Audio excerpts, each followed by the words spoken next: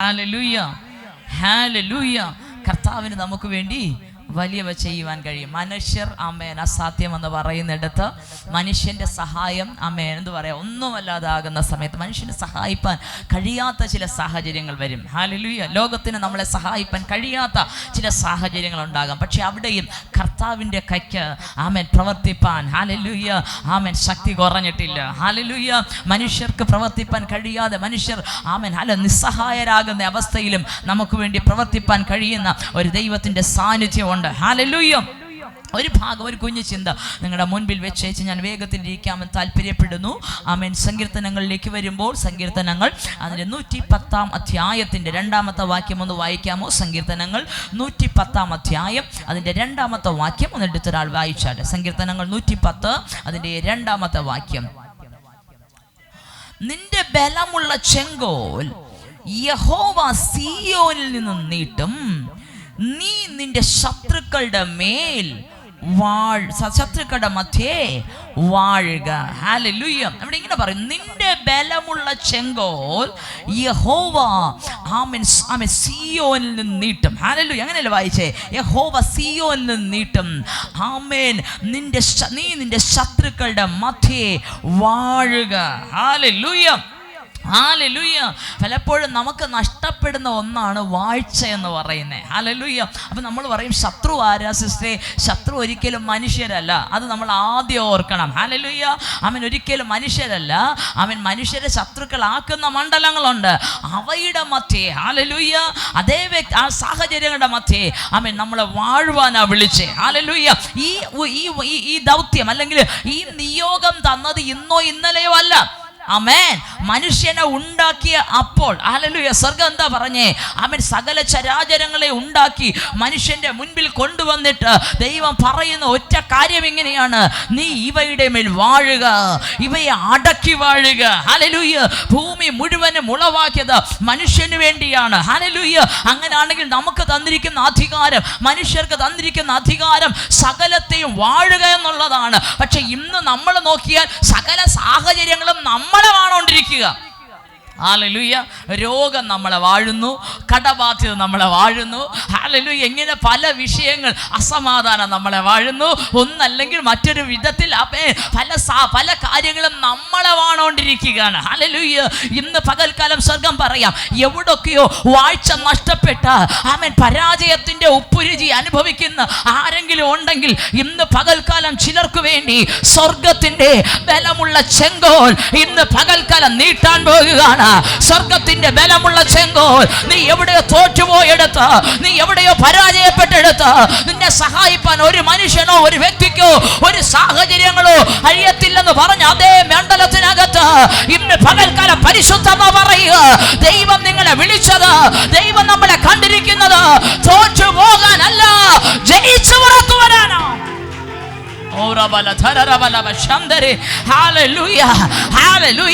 നീ നിന്റെ ശത്രുക്കളുടെ മധ്യേ വാഴുക. ഇന്ന് പകൽക്കാലം നിങ്ങളുടെ ജീവിത സാഹചര്യങ്ങളുടെ മേൽ വാഴുക.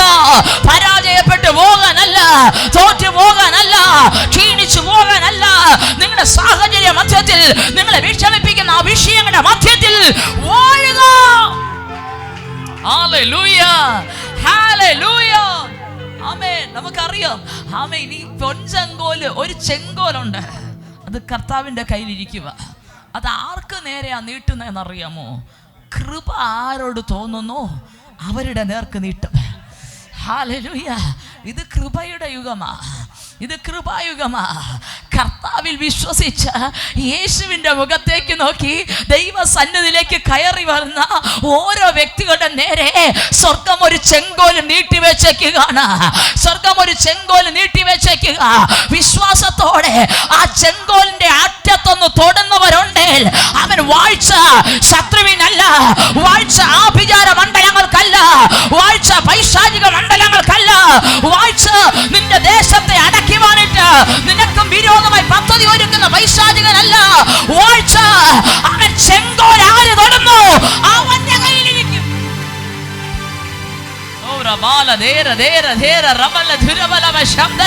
ചില വിഷയങ്ങൾ പരാജയപ്പെടുത്തി കളയുവാൻ കഴിയുമെന്ന് പറയുമ്പോ ഇന്ന് പകൽക്കാലം സ്വർഗം നീട്ടുന്ന ആ പൊൻചെങ്കോലിന്റെ അറ്റത്ത് തൊടുന്നവരുണ്ടോ? ഇന്ന് പകൽക്കാലം ചില മേഖലകളെ നിങ്ങൾ ജയിക്കാൻ കഴിയുക, നിങ്ങളെ മറിച്ചു കളയുമെന്ന് പറയുന്ന, നിങ്ങളെ ഒതുക്കി കളയുമെന്ന് പറയുന്ന ചില സാഹചര്യങ്ങളെ നിങ്ങൾ ജയിക്കാൻ പോകുക.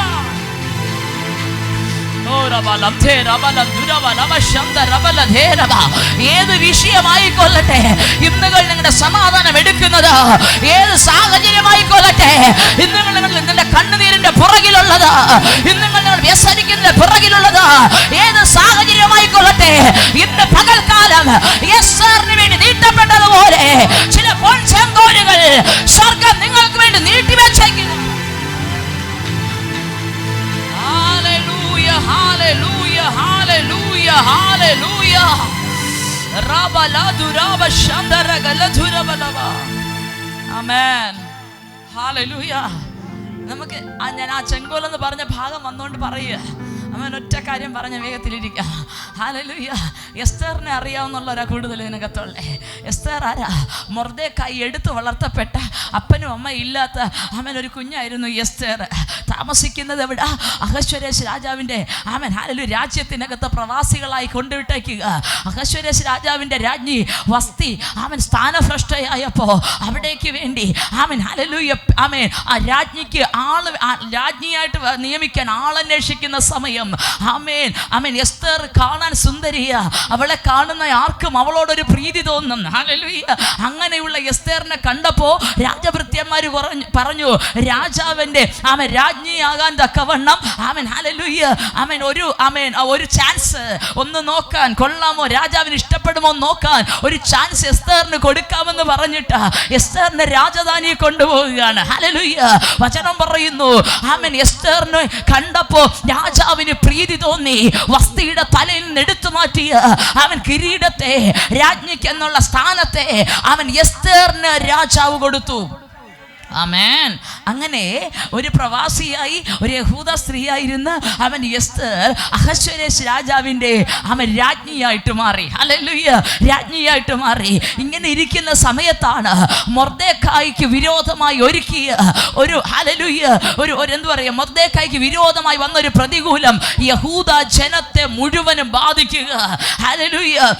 ഹാമാൻ എന്നൊരു വ്യക്തി ഈ ദൈവത്തെ ആരാധിക്കുന്ന മൊർദെഖായിക്കും തൻ്റെ ജനത്തിന് വിരോധമായി എഴുന്നേറ്റിട്ട് ഇവരെ കൊന്നുകളയുവാൻ തക്കവണ്ണം ഒരു രേഖ എഴുതിയുണ്ടാക്കി രാജാവിന്റെ അടുക്കൽ കൊണ്ടു ചെന്ന മുദ്രമോതിരം കൊണ്ട് ഹല്ലേലൂയ സീലും വയ്പ്പിച്ച്, നിങ്ങൾക്ക് ആ ഭാഗം അറിയാവുന്നതുകൊണ്ട് ഞാൻ ഓടിപ്പോവുക, സീലും വയ്പ്പിച്ച് യഹൂദന്മാരുടെ മൊത്തം കൊന്നു മുടിക്കുവാൻ തക്കവണ്ണം അധികാരവും വാങ്ങി വരികയാണ്. ഹല്ലേലൂയ.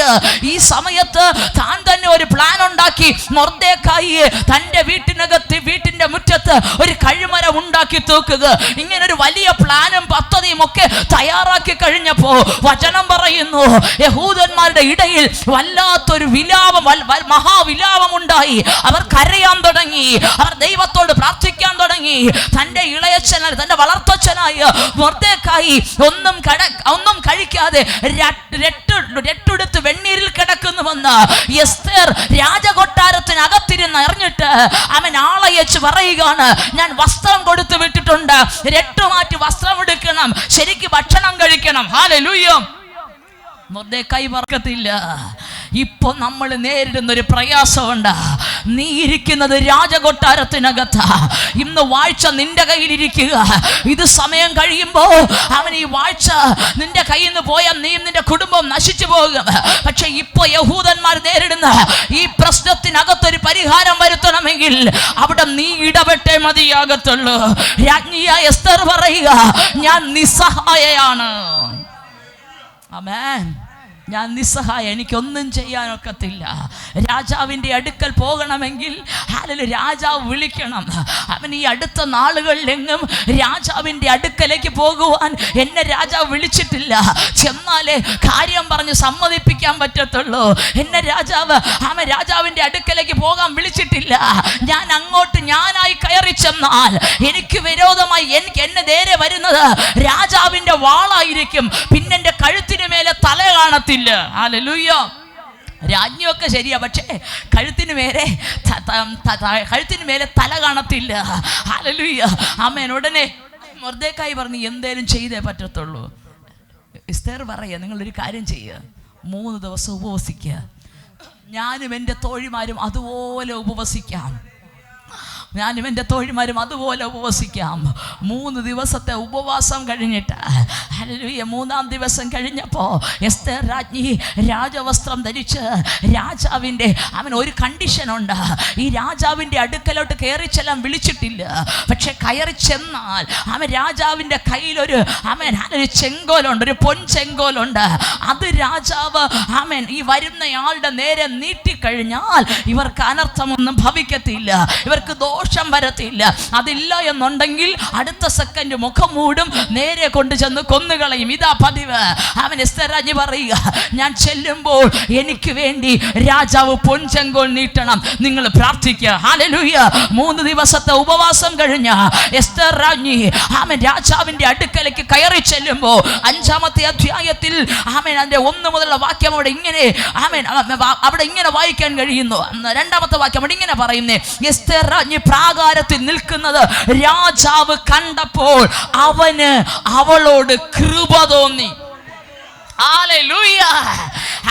കയറി ചെന്നത് മരണത്തിലേക്കാണോ ജീവനിലേക്കാണോ എന്ന് അറിയത്തില്ല.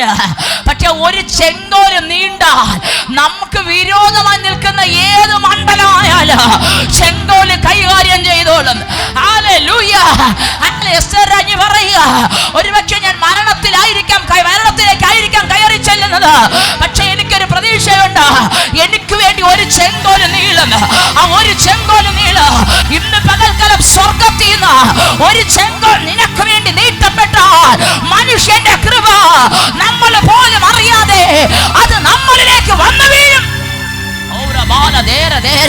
ഇന്ന് പകൽക്കാലം പരിശുദ്ധാത്മാവ് ഇങ്ങനെ പറയുന്നു, പല മേഖലകളില് നിന്റെ വഴി അടച്ചു കളഞ്ഞ ചില മണ്ഡലങ്ങളുണ്ട്.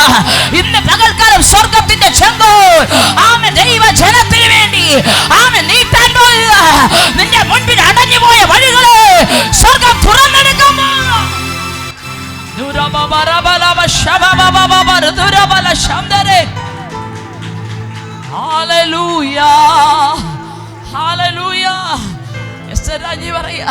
ഞാൻ കേറിച്ചല്ല, മരണമാണോ ജീവനാണെന്ന് അറിയത്തില്ല. പക്ഷെ എസ്തേറിന്റെ മുഖം കണ്ടപ്പോ രാജാവിന് കൃപ തോന്നിയെന്ന്. ഈ കൃപ എവിടെ നിന്ന് വന്നെന്നറിയാമോ? ഈ കൃപ നേരത്തെ നീട്ടപ്പെട്ട മറ്റൊരു ചെങ്കോലിന്റെ മറുപടിയാ. ദൈവസന്നിധിയിൽ മുഴങ്കാൽ മടക്കിയതിനാ, ദൈവസന്നിധിയിൽ കരഞ്ഞതിനാ, ദൈവസന്നിധിയിൽ പ്രാർത്ഥിച്ചതിനാ, ദൈവസന്നിധിയിൽ ഹല്ലേലൂയ വില കൊടുത്തതിനാ. 3 ദിവസം ദൈവ സാന്നിധ്യത്തിനകത്തിരുന്നപ്പോ സ്വർഗ്ഗം പറയുക, നീ ധൈര്യമായി കയറി ചെന്നു, എന്റെ ബലമുള്ള ചെങ്കോൽ നിനക്ക് വേണ്ടി നീട്ടിയിരിക്കുക. ഇന്ന് പകൽക്കാലം പ്രാർത്ഥിക്കുന്ന ദൈവജനമേ, ദൈവമുഖം അന്വേഷിച്ച് ദൈവസന്നിധിയിൽ കടന്നു വന്നിരിക്കുന്ന പ്രിയ വ്യക്തി ജീവിതമേ, നിനക്ക് വേണ്ടി ഇന്ന് പകൽക്കാലം ഒരു ബലമുള്ള ചെങ്കോൽ യഹോവ സീയോൻ നീട്ടുക. ഇന്ന് പകൽക്കാലം ആ ചെങ്കോൽ നീട്ടപ്പെടുമ്പോ സംഭവിക്കുന്ന കാര്യം, ഇന്നലെ വരെ നിന്നെ ഭരിച്ചിരുന്ന വിഷയത്തെ ഇന്ന് മുതൽ നീ ഭരിക്കാൻ തുടങ്ങുക. ഇന്നലെ വരെ നിന്നെ തകർക്കുമെന്ന് വെല്ലുവിളിച്ച വിഷയത്തിന് നേരെ ഒരൊറ്റ മനുഷ്യനെ പോലെ നീ എഴുന്നേൽക്കാൻ പോകുക.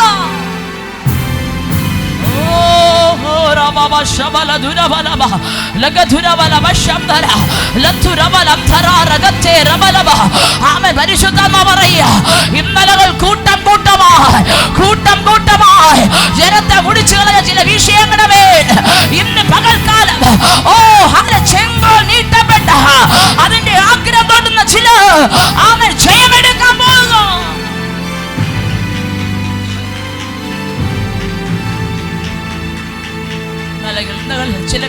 ചില കൂട്ടങ്ങളെ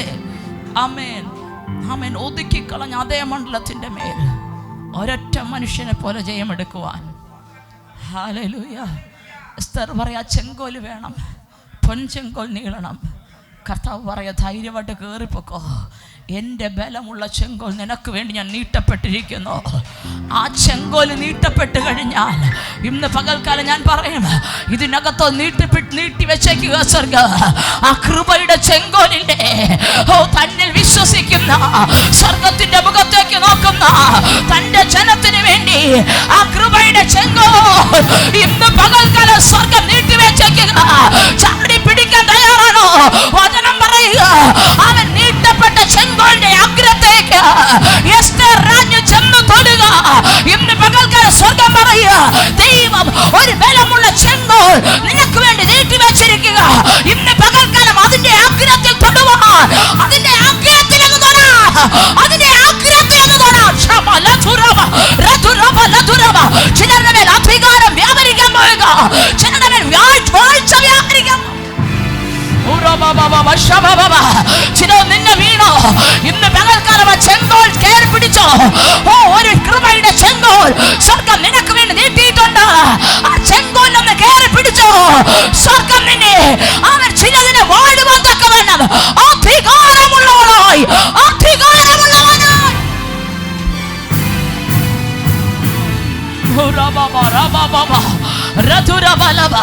കൃപയുടെ ചെങ്കോൽ നീണ്ടിരിക്കുക. ചാടി പിടിച്ചോണേ. ചിലർ നിങ്ങൾ ജയിക്കാൻ പോവുക, ചിലർ നിങ്ങൾ ജയിക്കാൻ പോവുക. നിങ്ങളെ തോൽപ്പിച്ച രോഗത്തെ നിങ്ങൾ ജയിക്കാൻ പോകുന്നു. നിങ്ങളെ പരാജയപ്പെടുത്തിയ പ്രശ്നത്തെ നിങ്ങൾ ജയിക്കാൻ പോകുന്നു.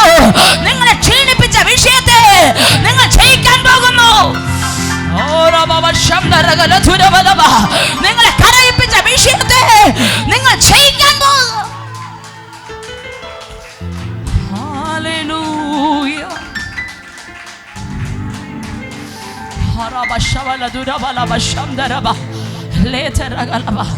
പൊഞ്ചങ്കോൽ നീട്ടി വെച്ചേക്കുക. ചാടി പിടിച്ചോണം, ചാടി പിടിച്ചോണം.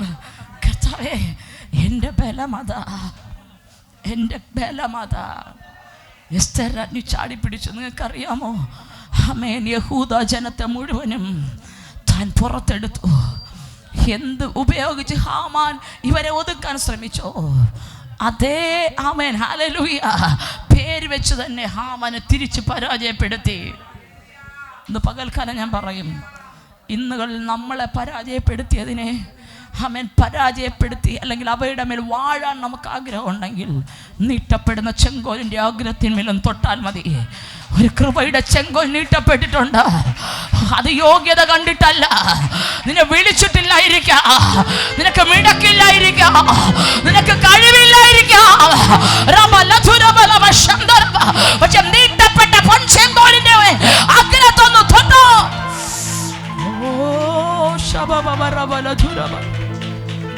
നമ്മൾ ജയിക്കും, തോറ്റുപോകത്തില്ല, തോറ്റുപോകത്തില്ല. ഇന്ന് പകൽക്കാലം പറയാൻ പറ്റും, കർത്താവേ, യോഗ്യതയില്ലാതിരുന്നപ്പോൾ എനിക്ക് വേണ്ടി അങ്ങ് നീട്ടിയ പൊൻചെങ്കോൽ, കൃപയുടെ ചെങ്കോൽ. എസ്തറിനോട് രാജാവിന് കൃപ തോന്നിയെന്ന് നമ്മോട് കർത്താവിനുള്ളതും അതേ കൃപയാണ്. നമുക്ക് വേണ്ടി സ്വർഗം അയക്കുന്നത് ഈ ലോകത്തിലൊരു സാധാരണ ചെങ്കോലല്ല, സിയോനിൽ നിന്നുള്ള ബലമുള്ള ചെങ്കോല. ഇന്ന് പകൽക്കാലം ആ ചെങ്കോലിൻ്റെ ആഗ്രഹത്തെ തൊടുന്നവർ ജയത്തോടെ നടക്കുക. ഒരു നിമിഷം കണ്ണുകളെ മൂടി കർത്താവിനോട് പറഞ്ഞ, കർത്താവേ, എനിക്ക് വേണ്ടി നീട്ടപ്പെട്ട ആ പൊൻചെങ്കോലിൻ്റെ ആഗ്രഹത്തിലേക്ക് ഇന്ന് പകൽക്കാലം ഞാൻ കയറി പിടിക്കുക. എനിക്കതല്ലാതെ ബലമൊന്നുമില്ല. ഒരു നിമിഷം നിങ്ങളെ പരാജയപ്പെടുത്തിയ, നിങ്ങളെ തോൽപ്പിച്ചു കളഞ്ഞ അതേ പൈശാചിക മണ്ഡലങ്ങൾ നിങ്ങളെ തകർത്ത് കളയുമെന്ന് ഇന്നും വാദിച്ചു നിൽക്കുന്ന, നിങ്ങളെ പൊളിച്ചു കളയുമെന്ന് ഇന്നും വാദിച്ചു നിൽക്കുന്ന അതേ പൈശാചിക മണ്ഡലങ്ങൾ നോക്കി നിൽക്കേ. ആ കൃപയുടെ ചെങ്കോലിലൊന്ന് ചാടി പിടിക്കാൻ പറ്റുമോ? അത് നീട്ടി വെച്ചേക്കുക നിങ്ങൾക്ക് വേണ്ടി. ഇന്ന് പകൽക്കാലം അതിൻ്റെ ആഗ്രഹത്തിലൊന്ന് പിടിച്ചോണേ. ഇന്നലകൾ നിങ്ങളെ കരയിപ്പിച്ച, ഇന്നലകൾ നിങ്ങളെ വാണാതേ വിഷയത്തിന്റെ നടുവിൽ നിങ്ങൾ വാഴാൻ പോക വിശ്വസിക്കുന്നവർ, ആ ചെങ്കോലിനെ കയറി പിടിച്ചവർ വാഴാൻ പോക.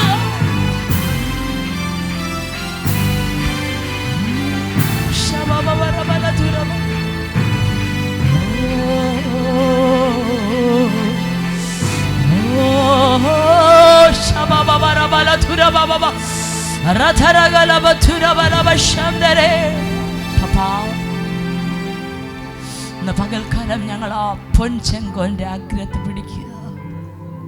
ഇന്നലകൾ ഞങ്ങളെ വാണ വിഷയങ്ങളുണ്ട്. എല്ലാവരും കർത്താവിനോട് പറഞ്ഞേ അപ്പാ ഞങ്ങളെ വാണ വിഷയങ്ങളുണ്ട്. സ്വർഗമേ, ഇന്ന് പകൽക്കാലം പ്രാർത്ഥിക്കുന്ന ഞങ്ങളുടെ മക്കൾക്കായി പ്രാർത്ഥിക്കുന്നു. ആമേൻ.